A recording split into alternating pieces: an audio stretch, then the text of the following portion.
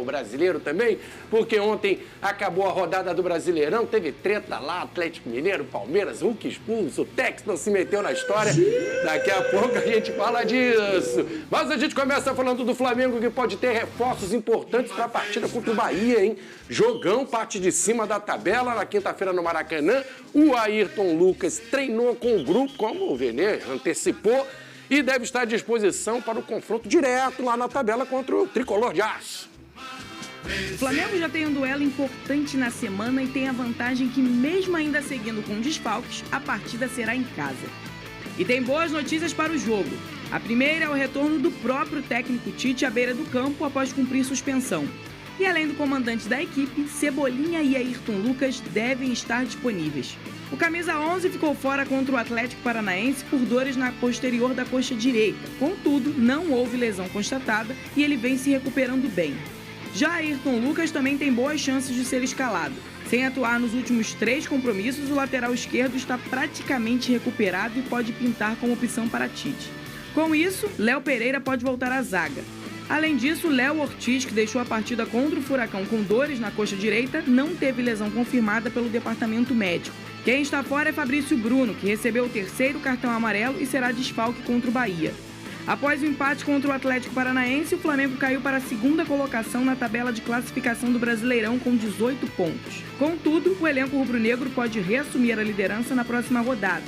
Para isso, o Fla precisa vencer o Bahia e torcer para o Botafogo tropeçar diante do rival. O time segue a todo vapor nos treinos e com possibilidade de destaques dos mais novos. Vene Casagrande, boa tarde para você. O que dá para cravar aí nesse time? O Ayrton Lucas é quem tem mais chance, dá para cravar a volta dele. Outros jogadores estão em transição e tem baixas também, né? Boa tarde, amigo. Boa tarde, Flavinho. Seja bem-vindo novamente ao nosso programa. Você, como sempre, agregando. Sobre o Ayrton Lucas, eu não consigo cravar porque o Flamengo ainda treina terça e quarta. Hoje, às 15 horas, amanhã também às 15 horas.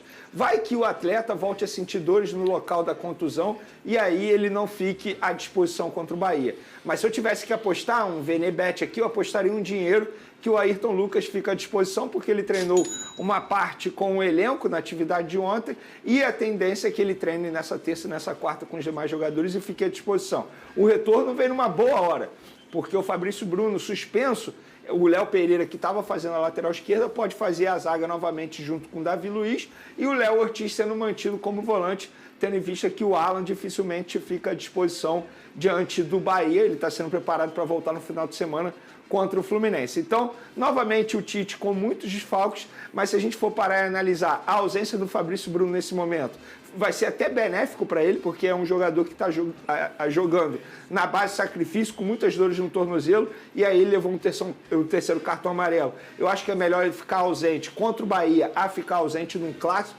contra o Fluminense. Então, são desfalques importantes, mas o Tite, pelo menos até o momento, está conseguindo dar conta do recado com a ajuda de jovens jogadores da base. Repito o que eu falei ontem aqui, jogadores têm sido muito importantes. O gol do Everton Araújo exemplifica isso. No banco de reservas, no jogo contra o Atlético Paranaense, eram 11 jogadores crias da categoria de base do Flamengo. Apenas o Gabigol não era. Então é só para valorizar o trabalho da diretoria e também das pessoas responsáveis pela categoria de base do Flamengo. O Pedrosa muda bastante com o Ayrton Lucas, né, no lugar de um improvisado zagueiro ali. O Léo Pereira não fez feio, mas não é a dele. O Ayrton Lucas apoia muito. Muda o estilo de jogo do Flamengo, né? Boa tarde. Boa tarde, Flávio. Boa tarde, Vene, galera de casa.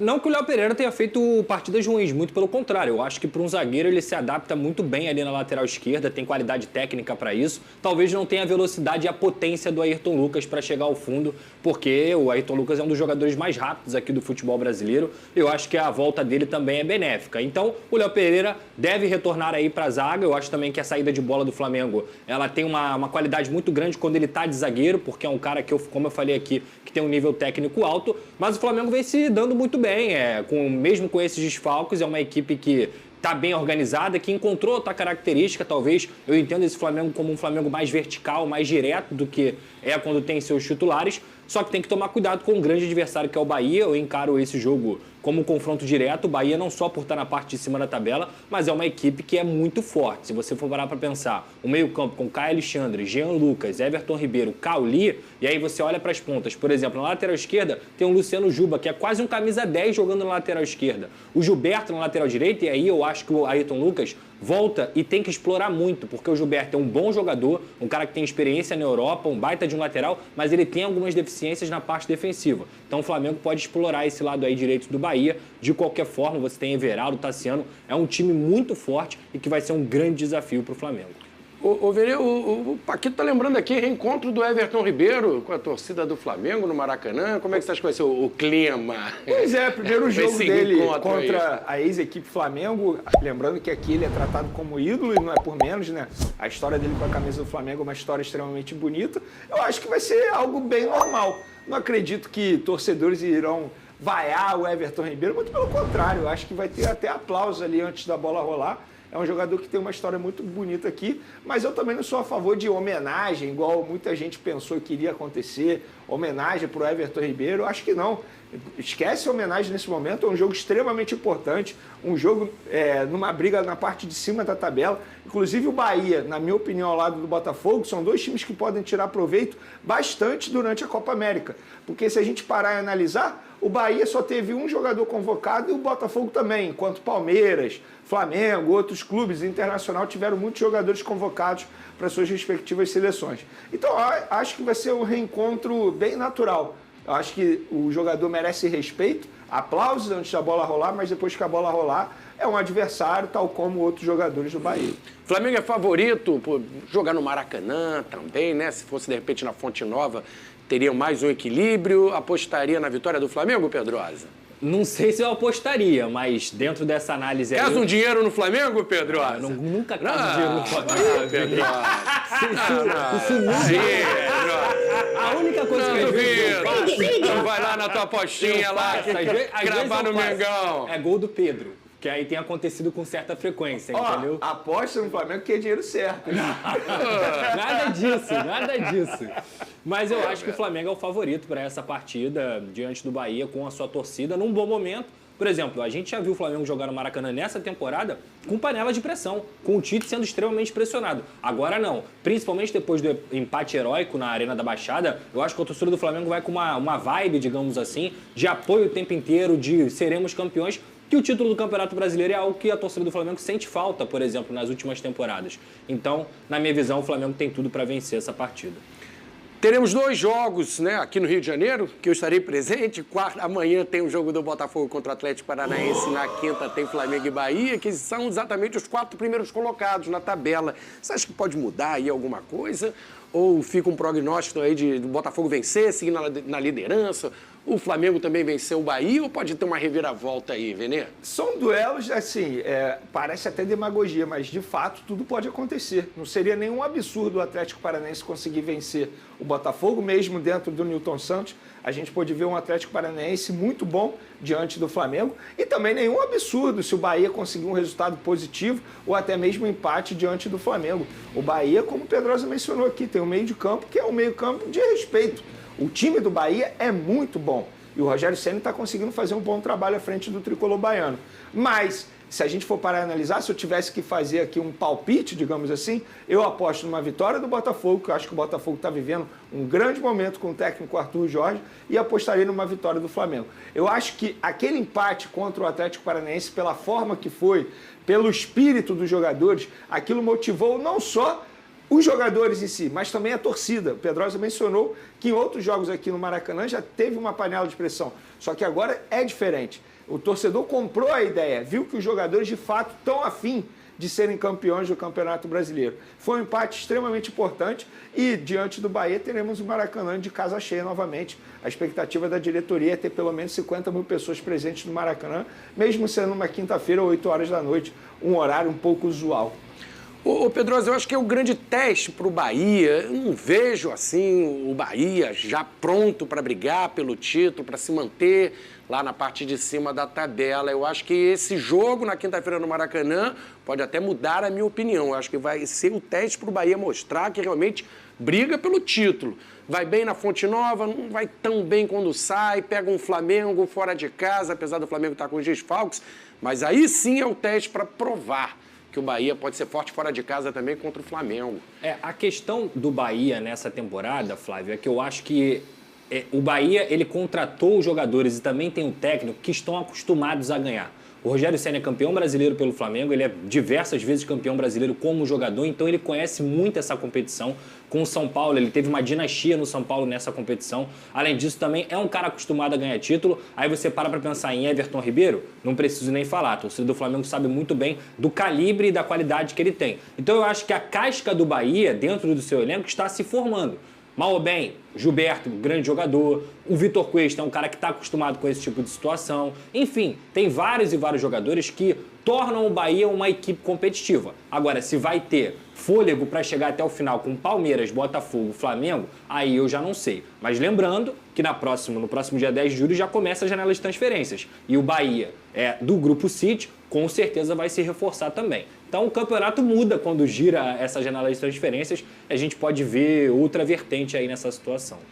O Venei tem renovação de contrato no Fla, patrocínio, passa os valores aí pra gente, o patrocinador da camisa, aumenta. Pois é Assist Card, a gente pode falar o nome da marca, né? Já falou, Card, agora eu já falei, não tem mais o que fazer. Todo mundo vai ver. Mas é isso, fica aqui na parte de trás da camisa, abaixo do número, e o Flamengo teve uma renovação de contrato, e quando tem essa renovação de contrato com a empresa, tem uma valorização também.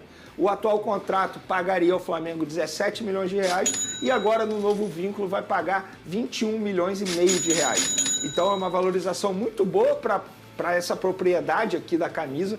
O Flamengo vem fazendo um trabalho impecável em relação a isso. Essas receitas com patrocinador, o Flamengo vem fazendo um baita trabalho. A gente pode criticar bastante a gestão Rodolfo Landim em várias outras situações, mas em relação a isso, geração de receita, sobretudo com patrocínio no uniforme, é um baita trabalho que o Departamento de Marketing e Comunicação vem fazendo.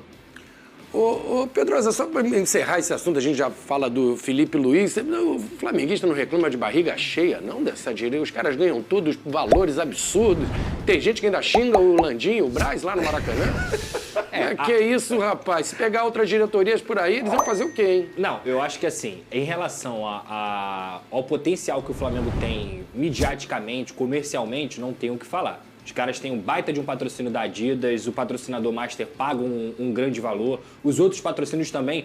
Patrocínio de manga de camisa do Flamengo é maior do que a maioria dos clubes de Série A que usam o Master. Então isso tem que ser levado em consideração e isso é inegável. A questão, muitas vezes, é a gestão do futebol. Eu acho que na gestão do futebol eles deixam a desejar em vários momentos, com palavras, por exemplo. A gente vê aí o Rodinei acabou de ser campeão europeu com o Olympiacos. Era um jogador que poderia muito bem estar no Flamengo até hoje. E o Flamengo sofre com essa lateral direita até hoje. Mas por uma palavra que não foi dita pela diretoria, ele foi embora. O Gabigol, a mesma coisa. Claro que o Gabigol também tem culpa em várias situações. Mas tinha um acordo feito com o Gabigol e não foi assinado e depois se enrolando. Então eu acho que a torcida ela cobra muito mais o Marcos Braz e o Rodolfo Landim em decisões do futebol do que de fato na administração, na saúde financeira do clube. Eu acho que a saúde financeira do Flamengo é um exemplo para qualquer clube e eles conseguem aproveitar todo esse potencial. E acho que mandaram também bem... Fala aí. O clube está faturando hoje mais de 1 bilhão de maneira assim, é algo assustador.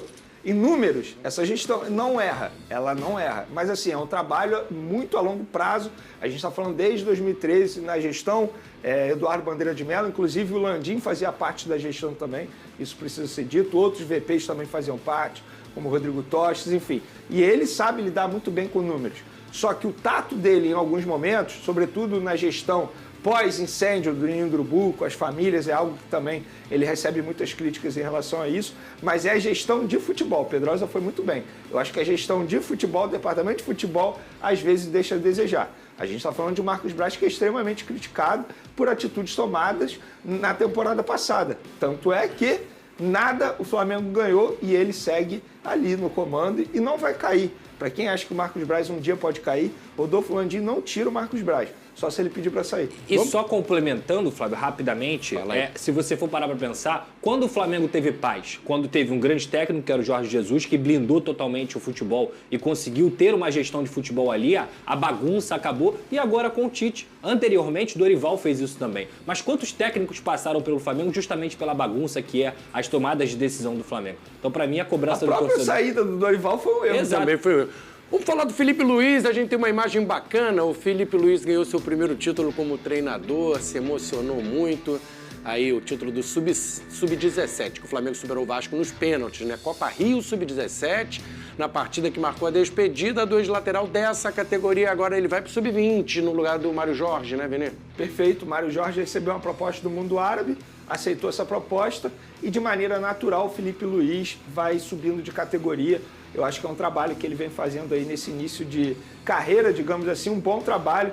A gente pôde ver também um vídeo da Flá TV com homenagem dos jogadores para o Felipe Luiz.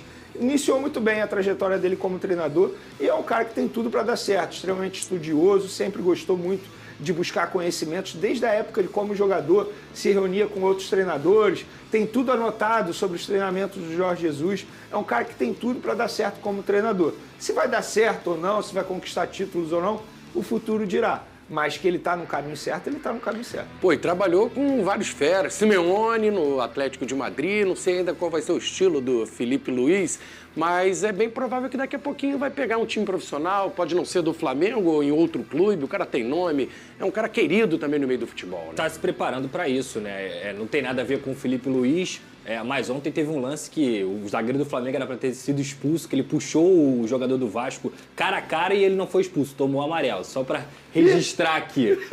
Mas não tem nada a ver com o trabalho do Felipe Luiz. É porque realmente foi um lance que, ó, Dona Ferres, é brincadeira você. Ó, a delegacia ali, ó. É brincadeira. Lá, Pedroso. Lá no Caldeirão.